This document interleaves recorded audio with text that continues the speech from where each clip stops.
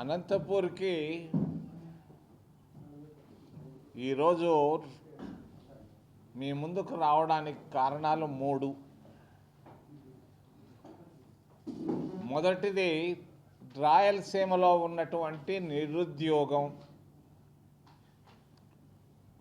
Microsoft.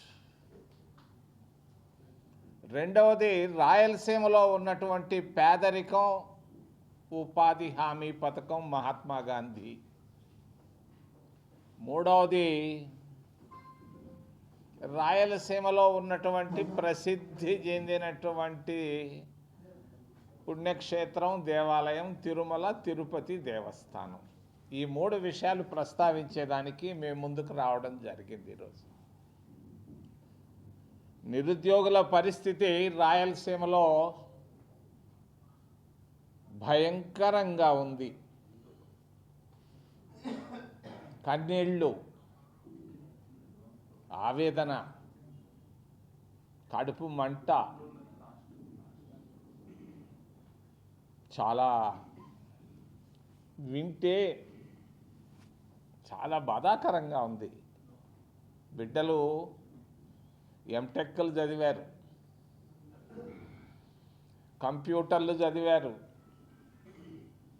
బిఏలు ఎంఏలు చదివి ఇళ్లల్లో ఖాళీగా ఉన్నారు.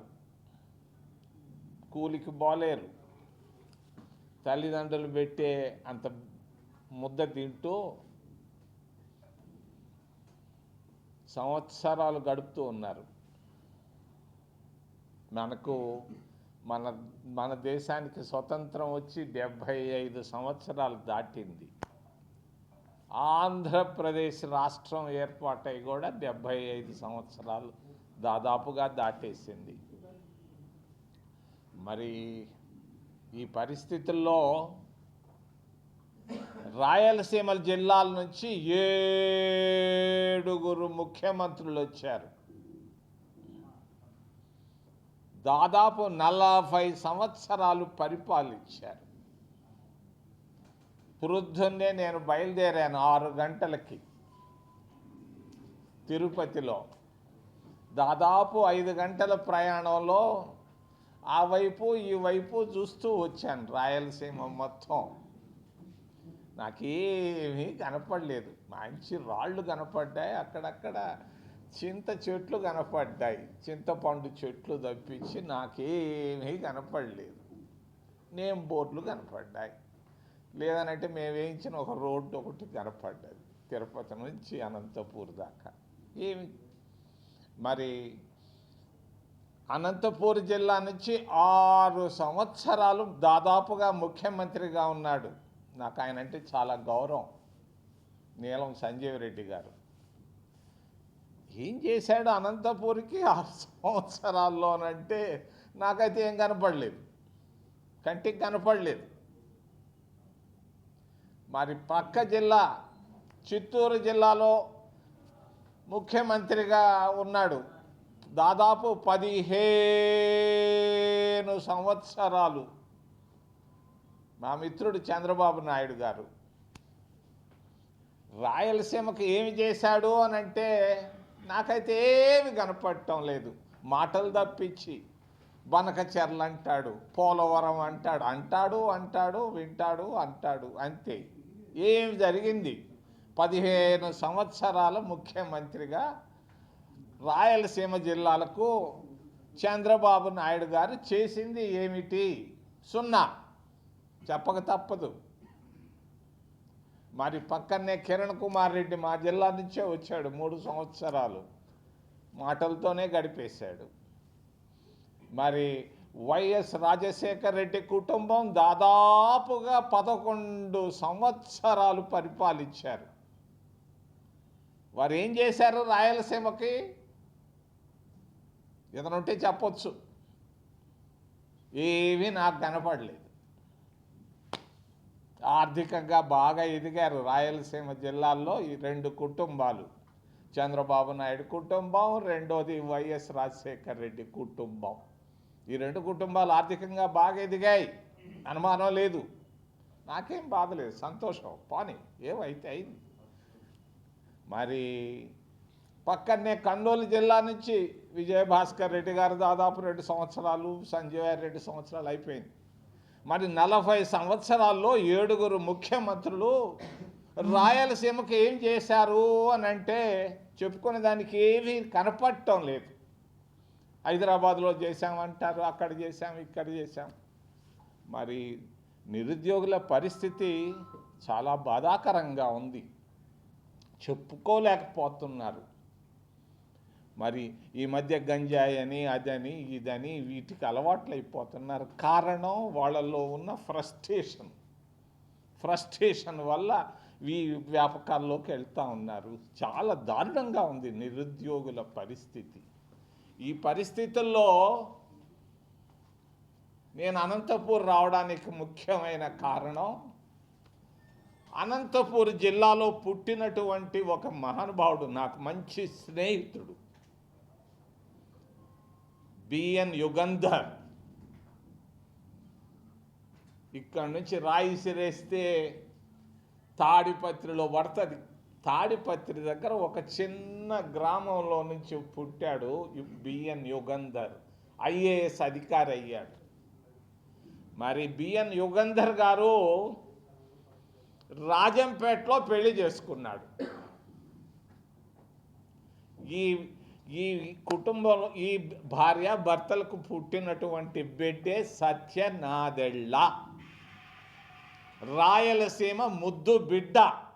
7 ముఖ్యమంత్రులు చేయలేంది చేయగలిగినటువంటి బిడ్డ రాయలసీమలో పుట్టాడు. తాడిపత్రి పక్కన ఒక తండ్రి, పక్కనే అక్కడ రాజంపేటలో తల్లి. వీళ్ళకు పుట్టినటువంటి బిడ్డ మొన్న ఢిల్లీకి వచ్చాడు. ఎందుకు వచ్చాడు?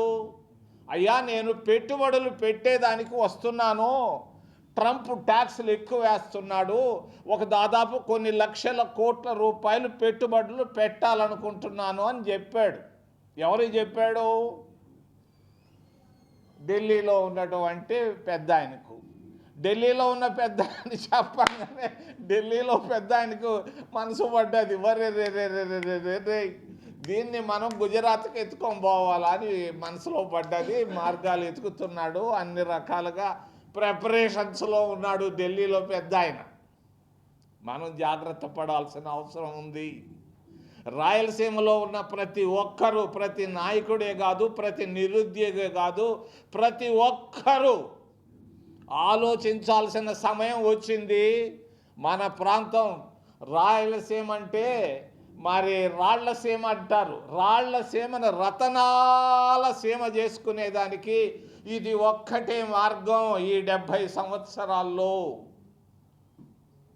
ఇంత తప్ప ఏది లేదు. నేను ఈరోజు అనంతపూర్ నుంచి చంద్రబాబు నాయుడు రాయలసీమ బిడ్డకు నేను తెలియజేస్తున్నాను. ఎక్కడున్నావో నాకు తెలీదు. నేను చంద్రబాబు నాయుడు తప్పనిసరిగా మైక్రోసాఫ్ట్ పెట్టుబడులు తప్పనిసరిగా రాయలసీమలోనే పెట్టించాలి, తప్పదు అన్నట్టు కనపడతా ఉంది.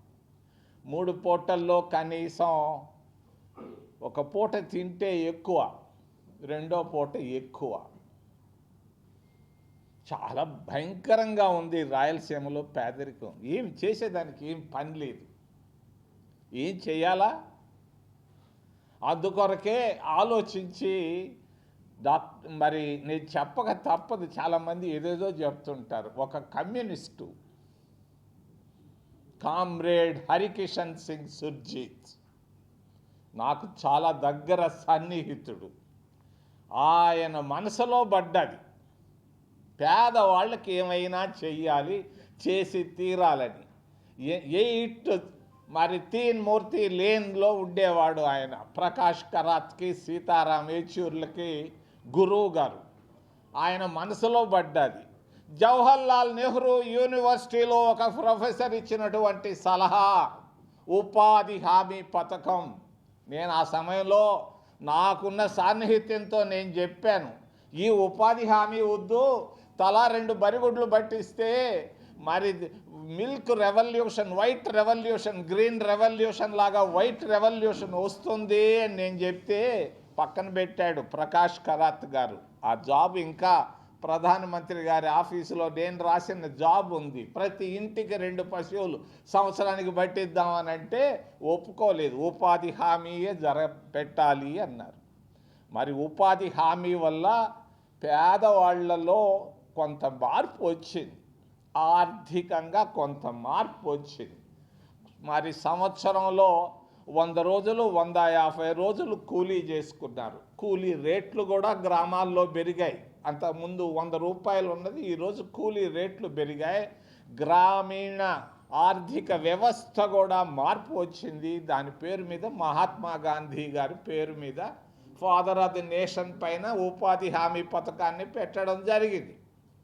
దాన్ని మొన్న చంద్రబాబు నాయుడు సపోర్ట్ చేసేటువంటి భారతీయ జనతా పార్టీ దీన్ని మహాత్మా గాంధీ గొంతు కోసేశారు. తప్పది, పాపం, దేశ ద్రోహం అంటాను దాన్ని. ఉపాధి హామీ పథకాన్ని ఆపడం తప్పు. అంతేకాదు, అంతకుముందు 100% కేంద్రం నుంచి డబ్బు వచ్చేది ఉపాధి హామీకి. 60% ఇస్తూ 40% రాష్ట్ర ప్రభుత్వాలను పెట్టమని చెప్పడం దుర్మార్గం, ద్రోహం, పేదలకు చేసే ద్రోహం. దీన్ని నేను ఖండిస్తున్నా. వెంటనే కేంద్ర ప్రభుత్వ వైఖరి మారాలి. ఉపాధి హామీ పథకానికి మహాత్మా గాంధీ గారి పేరే పెట్టాలి. యూపీఏ ప్రభుత్వం డాక్టర్ మన్మోహన్ సింగ్ ప్రధానమంత్రిగా సోనియా గాంధీలు తీసుకొచ్చిన పథకాన్ని యాజ్ ఇట్ ఈజ్గా ఇంప్లిమెంట్ చేయాలని నేను డిమాండ్ చేస్తూ, మూడో విషయం, తిరుపతి పెద్ద పుణ్యక్షేత్రం.